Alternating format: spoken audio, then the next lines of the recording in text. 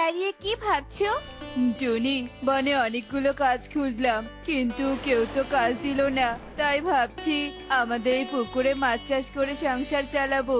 অনেক সুন্দর ভাবনাই তো ভেবেছো। তা মাছ কেনার টাকা কোথায় পাবি? ঘরে তো কোনো টাকা নেই, তার উপর বাজারে পোনা মাছের অনেক দাম। টুনি, পোনা মাছ বাজার থেকে কিনতে পারবো না তো কি হয়েছে? আমাদের বনে নদী আছে না? সেই নদী থেকে ডিমওয়ালা মাছ ধরে এনে পুকুরে ছাড়বো, আর সেই ডিমওয়ালা মাছের ডিম থেকে অনেক মাছ হবে পুকুরে, বুঝলে? হ্যাঁ হ্যাঁ, বুঝেছি। বেশ, এবার ঘর থেকে জাল আর ঝুড়িটা এনে দাও তো, নদীতে মাছ ধরতে যাই। আচ্ছা ঠিক আছে, দাঁড়াও, এক্ষুনি এনে দিচ্ছি। এই বলে টুনি ঘরে চলে আসে আর ঘর থেকে জাল আর ঝুড়ি এনে টোনাকে দেয়। টোনা জাল ঝুড়ি নিয়ে নদীর দিকে চলতে থাকে আর কিছুক্ষণের মধ্যেই টোনা নদীর পাড়ে চলে আসে। নদীটা আজ খুব শান্ত। এমন শান্ত নদীতে অনেক মাছ পাওয়া যায়। হে বিধাতা, সহায় হও, আমি যেন আজকে বেশ কয়েকটা ডিমওয়ালা মাছ পাই। এই বলে টোনা দেরি না করে নদীতে জাল ফেলে, কিন্তু টোনার জালে কোনো মাছ ওঠে না। এ কি, জালে তো একটা মাছও ওঠেনি। ভেবেছিলাম জালে অনেক মাছ উঠবে। যাই হোক, এখন ওঠেনি তো কি হয়েছে, এর পরের বার উঠবে।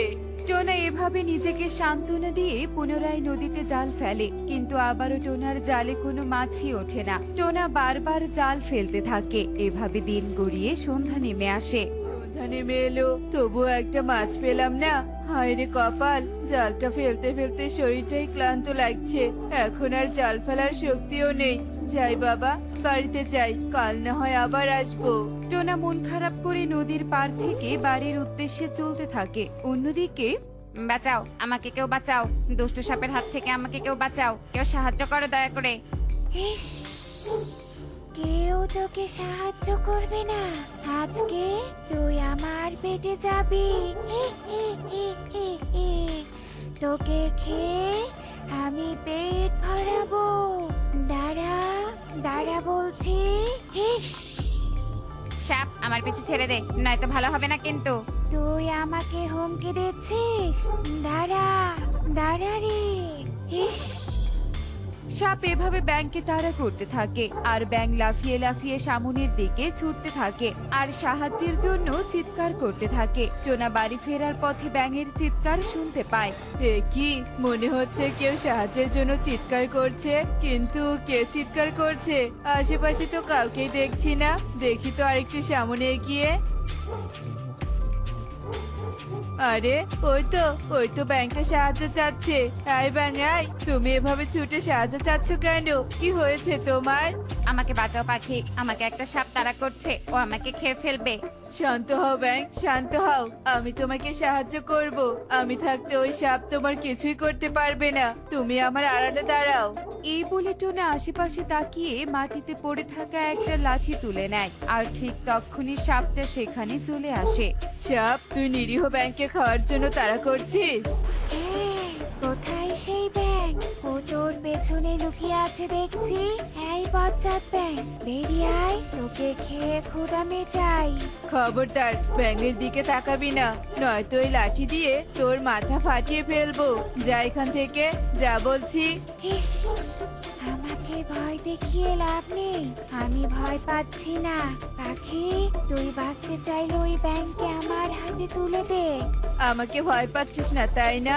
দাঁড়া রে দাঁড়া, দেখাচ্ছি মজা। টোনা রেগে মেগে লাঠিটা নিয়ে সাপের দিকে তেড়ে আসতে থাকে।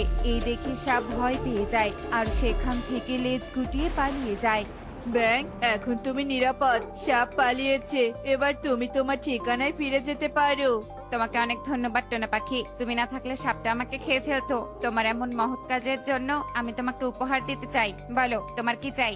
আমার এই মুহূর্তে পুকুরে ছাড়ার জন্য ডিমওয়ালা মাছের দরকার, যা তুমি দিতে পারবে না। কে বলেছে তোমাকে দিতে পারবো না? দাঁড়াও, আমি তোমাকে এক্ষুনি মাছ দিচ্ছি। হিং টিং ছটফট, মাছ প্রকট হয়েছে ছটফট। ব্যাঙ এভাবে মন্ত্র বলার সাথে সাথেই তার সামনে একটা নীল মাছ প্রকট হয়। এ কি, তুমি জাদু জানো? তাহলে সাপ যখন তোমাকে তাড়া করছিল তখন জাদু দিয়ে সাপকে শাস্তি দাওনি কেন? আসলে আমি উপকারী ব্যাঙ, শুধু উপকারীর মন্ত্র জানি, আমি কাউকে শাস্তি দেওয়ার মন্ত্র জানি না, তাই তো সাপকে শাস্তি দিতে পারিনি। যাই হোক, এই নীল মাছটা তোমার, এটা অনেক দামি মাছ। এই নীল মাছ একমাত্র সমুদ্রের গভীরে পাওয়া যায়। এই মাছের পেটে ডিম আছে। তুমি এই মাছ তোমার পুকুরে নিয়ে গিয়ে ছেড়ে দিলে তোমার পুকুরে নীল মাছের ছানায় ভরে যাবে, আর তোমার সংসারের অভাবও দূর হয়ে যাবে। ব্যাং, তোমাকে অনেক ধন্যবাদ। তোমার এই উপকারের কথা আমি কোনোদিনও ভুলবো না। হয়েছে টোনা, এবার তবে আমি আসি, নয়তো দেরি হয়ে গেলে ওই সাপ আবার আমাকে আক্রমণ করতে পারে। এই বলে ব্যাঙ টোনার কাছে বিদায় নিয়ে চলে যায়। এদিকে টোনাও খুশি মনে ব্যাঙের দেয়া নীল মাছ নিয়ে বাড়িতে চলে আসে আর টুনিকে সব খুলে বলে। সব শুনে টুনি বেশ খুশি হয়ে যায় আর মাছটা তাদের পুকুরে ছেড়ে দেয়। এভাবেই কয়েকদিন কেটে যায়। একদিন একটা ডাইনি টুনিদের পুকুর পাড়ে চলে আসে। সামুদ্রিক নীল মাছের গন্ধ পাচ্ছি, মনে হচ্ছে এই পুকুরে সামুদ্রিক নীল মাছ আছে। ওই সামুদ্রিক মাছ তো আমাকে খেতেই হবে। এই বলে ডাইনি এক মুহূর্ত দেরি না করে পুকুরের পানিতে নেমে পড়ে আর দূর দিয়ে নীল মাছটা ধরে এনে খেয়ে ফেলে। আহ, কি স্বাদ রে বাবা, পেটটা একদম ভরে গেল। এই বনটা পশু পাখিতে একদম ভরপুর। আজ থেকে আমি এই পুকুরে নীল মাছ খেয়ে থাকবো আর এই বনের পশু পাখিদের রাতে ধরে ধরে খাবো। যেই কথা সেই কাজ, ডাইনি টোনাদের পুকুরে নীল মাছ হয়ে থাকতে শুরু করে। একদিন রাতে, এই বাড়িতে ছাগল আছে, আজ ওই ছাগল আমার পেটে যাবে।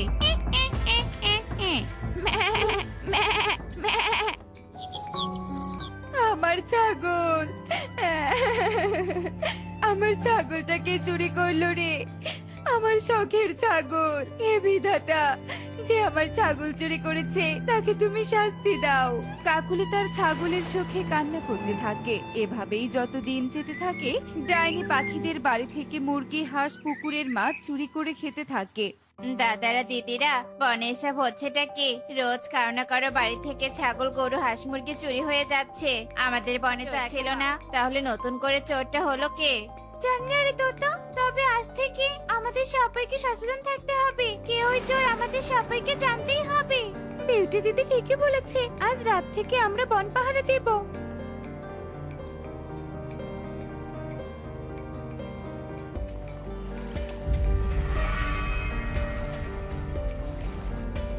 আমি কি দেখলাম? এটা তো একটা ডাইনি। তার মানে ডাইনি কোনো চোর নয়। ডাইনি এমন কাজ করছে, তাও আবার টোনাদের পুকুরে থেকে। আমাকে এসব বনবাসীকে জানাতেই হবে। কবুতর ওখান থেকে চলে যায়। টুনিদের পুকুরে থাকে, তার মানে ওই ডাইনিকে টুনিরাই ডেকে এনেছে। চলো সবাই ওদের বাড়িতে। কাকুলি দিদি ঠিকই বলেছে, টোনারা আমাদের ক্ষতি করার জন্য ডাইনিকে ওদের পুকুরে আশ্রয় দিয়েছে। চলো সবাই ওদের বাড়িতে, আজ ওদের একদিন কি আমাদের একদিন। এই বলে বনের সবাই টুনিদের বাড়ির দিকে চলতে থাকে। অন্যদিকে কি জালে তো কোনো মাছই ওঠেনি, কিন্তু এতদিনে তো নীল মাছের ছানা দিয়ে পুকুর ভরে যাওয়ার কথা। তাহলে মাছগুলো কোথায় গেল? জানি না টুনি, আমারও একই প্রশ্ন। টোনাটুনি যখন এসব কথা বলছিল, ঠিক তখনই সেখানে বনবাসী চলে আসে। এই টোনাটুনি, এই তোদের সাহস তো কম নয়। তোরা তোদের পুকুরে ডাইনিকে আশ্রয় দিয়েছিস, আজ তোদের বন থেকে তাড়িয়ে দিব। দাদা, এসব কি বলছো? ডাইনি? কে ডাইনি? আমরা তো কিছুই বুঝতে পারছি না। এমন ভাব করছিস যেন ভাজা মাছ উল্টে কেটে জানিস না। দিদি, আমরা সত্যি কিছু বুঝতে পারছি না, আমাদের একটু দয়া করে খুলে বলো। খুলে বলবো? আচ্ছা ঠিক আছে, শোন তবে। ডাইনি আমাদের পুকুরে থাকে? হায় হায়, বলো কি? ওই ডাইনি মনে হয় আমাদের নীল মাছটা খেয়েছে টুনি। হ্যাঁ টোনা, তাই তো পুকুরে কোনো মাছই নেই। দাদা দিদি, বিশ্বাস করো, আমরা ওই ডাইনিকে পুকুরে আশ্রয় দেইনি, উল্টো ওই ডাইনি আমাদের নীল মাছ খেয়েছে। তোরা সত্যি বলছিস তো? হ্যাঁ দাদা, সত্যি বলছি। এবার আমাদের কি হবে? আমাদের পুকুর থেকে কে তাড়াবে? ওই ডাইনিকে পুকুর থেকে না তাড়ালে আমরা যে পুকুরে কোনো মাছ চাষ করতে পারবো না। আমার জানাশোনা একটা তান্ত্রিক আছে, তোমরা এখানে থাকো, আমি তান্ত্রিককে ডেকে নিয়ে আসছি। আমি নিশ্চিত তান্ত্রিক পারবে ডাইনিকে শাস্তি দিতে। ঠিক আছে দিদি, জলদি যাও। কাকুলি আর কিছু না বলে বনের এক কোণে থাকা তান্ত্রিকের কাছে চলে আসে। তান্ত্রিককে সব খুলে বলে তান্ত্রিককে নিয়ে টোনাদের পুকুরের কাছে চলে আসে। তান্ত্রিক তার তন্ত্রমন্ত্র দিয়ে ডাইনিকে বন্দি করে নিয়ে যায়। টোনাটুনির পুকুর সহ পুরো বন ডাইনি মুক্ত হয়ে যায়। টোনাটুনি তাদের পুকুরে মাছ চাষ করে আর বনের সকলের সাথে বেশ সুখেই দিন কাটাতে থাকে। শোনো শোনো শোনো, আমাদের বনে বিশাল এক সমস্যা আসতে চলেছে। বনে খাবারের সংকটে সকলকে অনাহারে থাকতে হতে পারে। তাই সাবধান সাবধান সাবধান, জমি না ফেলে রেখে ফসল উৎপাদন করো। শোনো শোনো শোনো, আমাদের বনে বিশাল সমস্যা আসতে চলেছে। এই কি রে টনি, এসব আমরা কি শুনছি? বনে খাবারের সংকট হলে আমরা কি খেয়ে থাকবো শুনি? আমার তো একটুও জমি নেই, আমি কিভাবে তাহলে ফসল উৎপাদন করব? তবে কি আমাকে না খেয়ে থাকতে হবে? সুখী দিদি, তুমি ভয় পেও না। তোতা দাদা বলেছে বনে খাবারের সংকট হতে পারে। একদম হতে পারে সেটা তো বলেনি। বিপদে দিশেহারা না হয়ে ঠান্ডা মাথায় চিন্তা করো, কি করলে আমাদের বিপদ হবে না। টনি, তোর তো এক টুকরো জমি আছে, তাই তোর চিন্তা হচ্ছে না। আমার মতো তোর কিছুই না থাকলে তুইও চিন্তা করতি। যাকগে, আমি বাড়িতে যাচ্ছি, পরামর্শ করতে হবে। সুখী এসব বলে সেখান থেকে চলে যায়। আর এদিকে টুনি একা একা চিন্তা করতে থাকে। সুখী দিদি, শুধু একটু জমি থাকলেই হয় না, জমিতে চাষ করার মতো মূলধন থাকতে হয়। আমি যে গরিব পাখি, আমি কি করে জমিতে ফসল উৎপন্ন করব? টুনি এসব ভাবতেই মন খারাপ করে ফেলে আর বাড়িতে চলে যায়। এদিকে পুরো বনের আতঙ্কের বনেও ছড়িয়ে যায়। শালিক, আমরা তো অন্যের উপকার করে ভাইরাল হয়েছি। অন্যের উপকার করেও যে আমরা ফোন থেকে টাকা উপার্জন করতে পারি। তাই বলি কি, ওই অসহায় বনের পাখিদের সবজির বীজ দিয়ে উপকার করতে হবে আর সবটা ভিডিও করে ছেড়ে দিবি। তাহলে আমরা আরো বেশি উপার্জন করতে পারবো, সাথে গরিব পাখিদের সাহায্য করতে পারবো। যেই বলা সেই কাজ। ঈগল এসব বলে তোতার সন্ধানে বেরিয়ে পড়ে আর তোতাকে খুঁজতে খুঁজতে তোতার বাড়িতে গিয়ে তোতার দেখা পায় আর ঈগলের প্রাণের সব কথা খুলে বলে। তোতা, তুমি বনে ঢেড়া পিঠে বলে দাও, আজ বিকেলে সবাইকে আমি বীজ উপহার দিব। ঠিক আছে স্যার, আপনি কোনো চিন্তা করবেন না। আপনি আমাদের বনের পাখিদের এত বড় উপকার করবেন আর আমি ঢেড়া পিঠিয়ে বলবো না, তা কি করে হয়? আমি এক্ষুনি যাচ্ছি। সুখবর সুখবর সুখবর, আমাদের বনের পাখিদের সাহায্য করতে শহরের ঈগল দাদা এসেছে। আজ বিকেল 4 ঘটিকায় ঈগল দাদা বনের পাখিদের সবজির বীজ বিতরণ করবে বিনামূল্যে। সুখবর সুখবর সুখবর, বীজ নিতে চলে এসো বড় মাঠে। কালু, শুনেছো? আমাদের বনে বিনামূল্যে সবজির বীজ বিতরণ করবে। চলো কালু, আমরা এক্ষুনি যাই। সবার আগে আমাদের বীজ নিতে হবে, নইলে যে আমাদের ভাগে বীজ পড়বে না। কাকলিরা আর লোভ সামলাতে না পেরে সাথে সাথে বীজ নিতে চলে যায়। এদিকে বিকেল 4টা বাজার সাথে সাথে বনের সব পাখিরা বিনামূল্যে বীজ নিতে চলে যায়। বন্ধুরা, আপনারা দেখুন, আমি গরিব হতে দারিদ্র পাখিদের সবজি বীজ বিতরণ করছি। ভিডিওটি ভালো লাগলে লাইক, কমেন্ট আর শেয়ার করুন। ঈগল এভাবেই বনে সবজি বিতরণ করে ভিডিও বানিয়ে সেখান থেকে চলে যায়। এদিকে বনের পাখিরা যে যার জমিতে সবজির বীজ রোপণ করতে থাকে। দেখতে দেখতে বেশ কয়েকদিন কেটে যায়। এদিকে টুনি আর কাকুলির জমিতে সবজি অনেক ভালো হলেও বনের আর কারো জমিতে সবজি ভালো হয় না যত্নের অভাবে। কাকুলি, বনে তো কারোর সবজি তেমন ভালো হয়নি। নিশ্চয়ই বনের পাখিরা খাবার সংকটে পড়বে। চলো কাকুলি, এই সুযোগটা ব্যবহার করে আমরা বনে সবজি ভাতের হোটেল দেই। দেখবে ব্যবসা আমাদের খুব ভালো চলবে। কালু, তুমি একদম ঠিক কথাই বলেছো। আজই আমরা সবজি আর ভাতের হোটেল দিব আর তাড়াতাড়ি বড়লোক হয়ে যাব। যেই বলা সেই কাজ। কালু আর কাকুলি বনে গরম ভাত আর সবজির হোটেল দেয়। কাকুলি, আমাকে 1 প্লেট ভাত সবজি দিয়ে দে তো। আজ পেট পুরে ভাত খাবো। বউ বাড়িতে রান্না করেনি। তোদের হোটেলটা হয়ে যা উপকারটাই না হয়েছে। খিদে পেলে টাকা দিয়ে দে, তাড়াতাড়ি ভাত দে। এরপর কাকুলি তোতাকে 1 প্লেট গরম গরম ভাত আর সবজি দেয়। তোতা পেট ভরে খেয়ে টাকা দিয়ে সেখান থেকে চলে যায়। এভাবেই কাকুলিরা অনেক টাকা রোজগার করতে থাকে।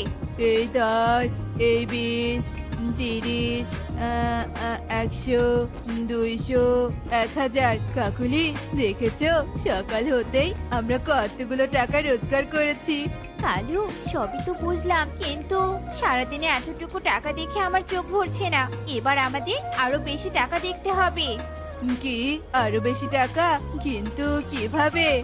এরপর কাকুলি কালুকে বুদ্ধি শিখিয়ে দেয়। এভাবেই দেখতে দেখতে সেই দিন পেরিয়ে যায়। আজ তো কবুতর বাড়িতে নেই, আমার একা একার জন্য চুলা ধরে আর কি করব? আমি বরং কালু দাদার ভাতের হোটেলে যাই, একার জন্য হোটেলে খাওয়া সাশ্রয় হবে। সুখী এ কথা বলে কালুদের হোটেলে যায় ভাত খেতে। কালু দাদা, আমাকে সবজি দিয়ে 1 প্লেট ভাত দাও, তাড়াতাড়ি খেয়ে আমাকে আবার কাজে যেতে হবে। এরপর কালু সুখীকে 1 প্লেট ভাত দেয়। সুখী ভাত খেয়ে কালুকে 50 টাকা দেয়। এ কি 50 টাকা কেন? সবজি দিয়ে ভাত তো 100 টাকা। সুখী, আমাকে 100 টাকা দে। সে কি কালু দাদা, কালই তো কবুতরের কাছে শুনলাম তোমার হোটেলে সবজি দিয়ে ভাত 50 টাকা, আজ তাহলে 100 টাকা চাচ্ছ কেন? এই সুখী, আই তুই শুনলেই হবে নাকি? আমাদের হোটেল, আমরা যা বলবো তাই। খাবার খেয়েছিস, এখন টাকা দে বলছি। কিন্তু কাকুলি দিদি, আমার কাছে তো 50 টাকাই আছে, তোমাকে আমি টাকা দিব কি করে? বজ্জাত পাখি, টাকা দেওয়ার মুরত নেই, তাহলে খেতে এসেছিস কেন শুনি? টাকা যখন দিতে পারবি না, দোকানের কাজ করে দিয়ে যা। ওই দেখ, ওখানে অনেক থালা বাসন আছে, সব পরিষ্কার করে দিয়ে যাবি, নয়তো টাকা দিবেই বলে দিলাম। সুখী টাকা দিতে পারে না বলে কাক অপমান করে, আর সুখীকে দিয়ে দোকানের সব থালা বাসন ধুয়ে নেয়। এতগুলো থালা বাসন মেজে সুখীর হাতে অনেক ব্যথা হয়, আর সুখী কাঁদতে কাঁদতে বাড়িতে যেতে থাকে। এ কি সুখী দিদি, কি হয়েছে তোমার? তুমি এভাবে কাঁদছো কেন? এরপর সুখী টুনিকে সব কথা খুলে বলে। সব শুনে টুনির অনেক খারাপ লাগে। সুখী দিদি, তুমি আর কেঁদো না, কি আর করবে বলো? জানোই তো কালু দাদা আর কাকুলি দিদি ভালো না, তাহলে জেনে শুনে কেন খেতে গিয়েছিলে বলো? যাই গেছে, আর কখনো ওদের ফাঁদে পা দিও না, কেমন? যতদিন যাচ্ছিল কালু কাকুলির লোভ ততই বাড়ছিল। একদিন কালুরা তাদের সবজি খেতে গিয়ে দেখে প্রায় সব সবজি দোকানে বিক্রি করে ফেলেছে। এ কি কালু, আমাদের সবজি খেতে তো মাত্র কিছু সবজি আছে, এই সবজি শেষ হলে আমরা হোটেলে কি বিক্রি করব বলো তো? তখন তো ব্যবসায় লাল বাতি জ্বলবে। আরে কাকুলি, তুমি এত চিন্তা করছো কেন? আজ জমিতে রাসায়নিক সার দিব, দেখবে রাতারাতি সব সবজি কত ভালো ফলন দেয়। হা, হা, হা, হা, হা। এরপর শয়তান কালু তাদের জমিতে অনেক রাসায়নিক সার দেয়, জমিতে অনেক ফসল হয়, যেগুলো নিয়ে গিয়ে কাকুলি রান্না করে হোটেলে বিক্রি করতে থাকে। আর সেগুলো খেয়ে বনের পাখিরা অসুস্থ হয়ে পড়ে। আর এই খবর পুরো বনে ছড়িয়ে গেলে সেই ভিডিও ম্যান ইগল ভিডিও করতে চলে আসে। হ্যালো দর্শক বন্ধুরা, আপনারা দেখতে পাচ্ছেন এই কালু কাকুলির হোটেলে খাবার খেয়ে বনের পাখিরা কিভাবে অসুস্থ হয়ে যাচ্ছে। তবে কি কালু, আপনাদের খাবারে কোনো ভেজাল আছে? দেখুন ইগল বাবু, একদম আমাদের দোষারোপ করবেন না, সব হয়েছে আপনাদের কারণে। আপনার দেয়া সবজি বীজ থেকে যে সবজি হয়েছে তা খেয়ে বনের পাখিরা অসুস্থ হচ্ছে, আর আপনি কিনা আমাদের উপর দোষ চাপিয়ে দিচ্ছেন। খবরদার কালু দাদা, একদম মিথ্যে কথা। আমার জমিতেও তো অনেক সবজি হয়েছে, আমাদের খেয়ে তো কিছু হয়নি। বিশ্বাস না হলে এই নিন নিকল দাদা, আমার জমির সবজি পরীক্ষা করুন। দর্শক বন্ধুরা, টনির জমির সবজি পরীক্ষা করলে আসল রহস্য বেরিয়ে আসবে, আর প্রকৃত দোষী তাদের দোষের শাস্তি পাবে। আপনারা ভিডিওতে চোখ রাখুন। আমাদের ক্ষমা করুন ইগল বাবু, আমরা লোভ করতে করতে এমন পর্যায়ে চলে গেছি যে বনের পাখিদের ক্ষতি করে ফেলেছি, আমাদের ক্ষমা করুন। কালু দাদা কাকুলি দিদি, তোমরা কোন মুখে ক্ষমা চাচ্ছ শুনি? একে তো চড়া দামে খাবার বিক্রি করে বনের সবাইকে ঠকাতে, তার উপর নিজের সবজিতে রাসায়নিক সার ব্যবহার করে বনের পাখিদের মারতে বসেছো। আর কি করলে তোমরা শান্তি পাবে শুনি? তোমরা শুধু অপরাধী নও, তোমরা তো অকৃতজ্ঞ। আমি তোমাদের সবজির বীজ দিয়ে উপকার করেছিলাম, আর তোমরা কিনা উপকারের এই দাম দিলে, তোমাদের দোষ আমার উপর চাপিয়ে দিলে। ছি ছি ছি ছি, তোমাদের তো ক্ষমা করাও পাপ হয়ে যাবে। তবুও আমরা ক্ষমা করে দিলাম। আজ টুনির জমির সবজি না থাকলে তো আমি বিপদে পড়ে যেতাম। টুনি, তোমাকে অনেক ধন্যবাদ। ইগল দাদা, ধন্যবাদ দিয়ে আমাকে আর ছোট করবেন না। এমনিতেও আমরা আপনার উপকারের মান রাখতে পারিনি, পারলে আমাদের বনের পাখিদের ক্ষমা করবেন।